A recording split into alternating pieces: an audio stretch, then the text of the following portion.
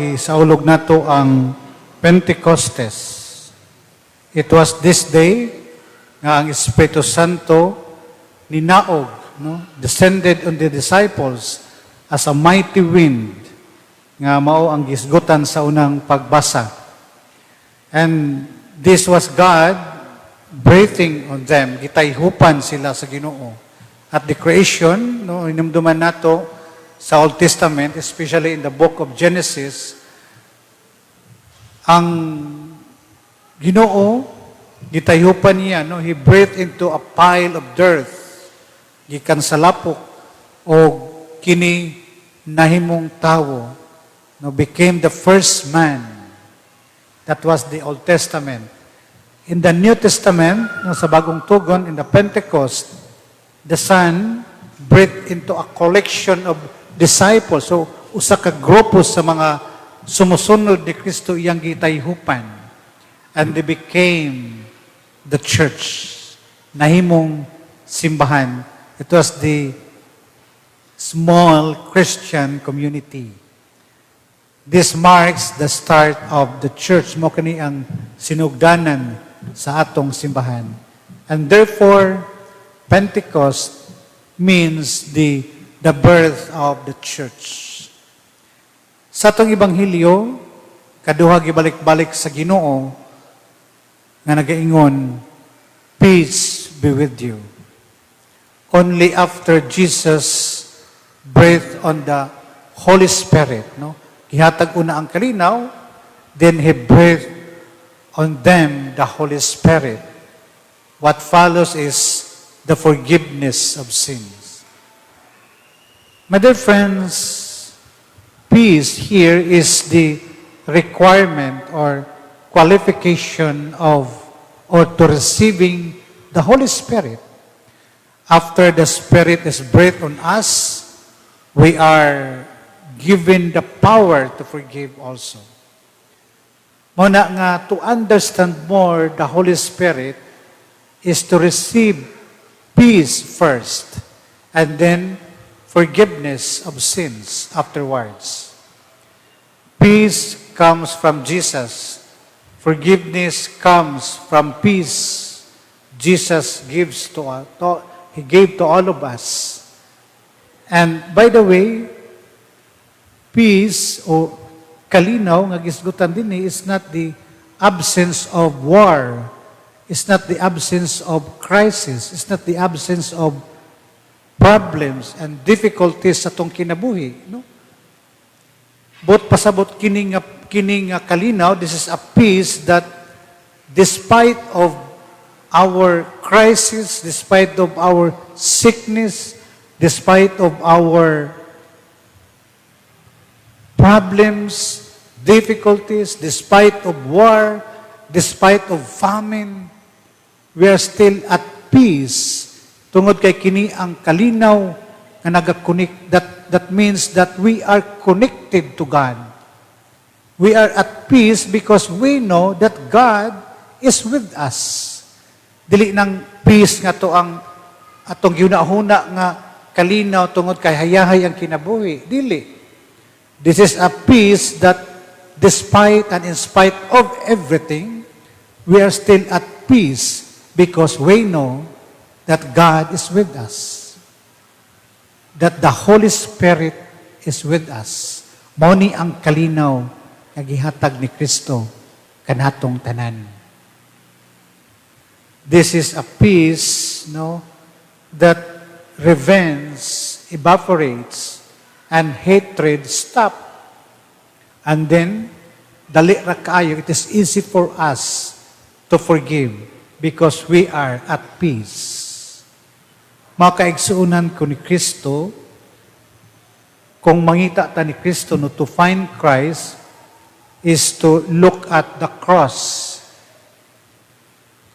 To see God is to wonder at His creation and to feel the Holy Spirit, the third divine person, and to experience the Holy Spirit through peace and to receive forgiveness aron ma-feel at masinati o ma-experience nato ang Espiritu Santo sa tuang kinabuhi. That's why, if we believe in Christ, when we surrender ourselves to Christ, when we pray, then Jesus is transforming us to become a new person. Muna nga kanang magsigitag ampo, mabuutan unta ta, mausab ang tuang kinabuhi, nga dili maayo, because we are praying, and that prayer transform us to become a better person, giving us a new life. We are created into a new and lasting relationship with God. We are made whole and once again with God. O kining relasyon naguba because of sin. Mao na nga by the guidance of the Holy Spirit, hinaut-unta nga mubalik kita sa Ginoo. The Holy Spirit takes the place and continues the work of Jesus. Mao na nga when Jesus returned to the Father during the ascension, gipadala niya ang iyang Espiritu Santo, the advocate, so that it will continue His works, His guidance, His protection to all of us. And there are two roles of the Holy Spirit. Una, the Holy Spirit magagiya kanato, guides us on the way of salvation. Mingutag salvation, hinumduman nato nga ang plano sa Ginoo nakitang tanan luwason. That is the original plan of God. And this plan was destroyed because of sin. Kanang kita mismo nagpalayo sa maong, kisa mismo ang naguba sa plano sa Ginoo sa ato ang kinabuhi. Because of sin.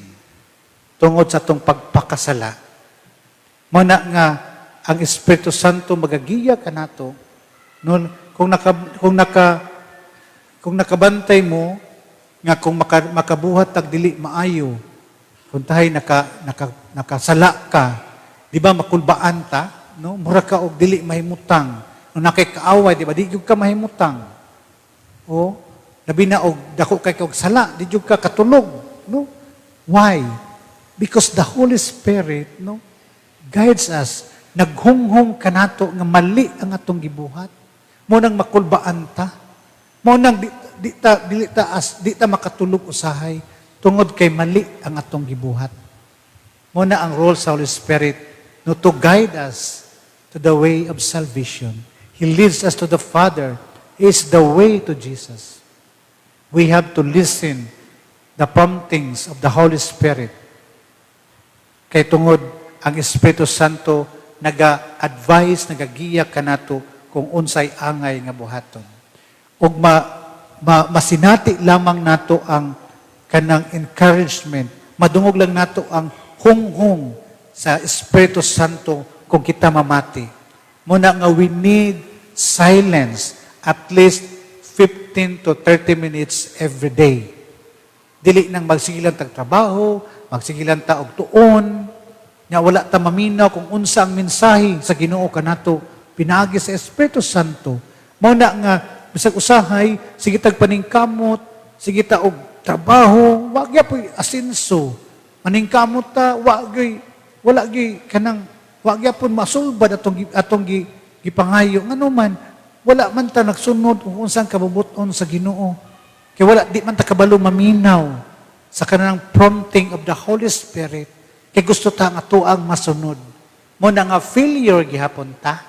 If you want to become more successful in life, listen to the Holy Spirit.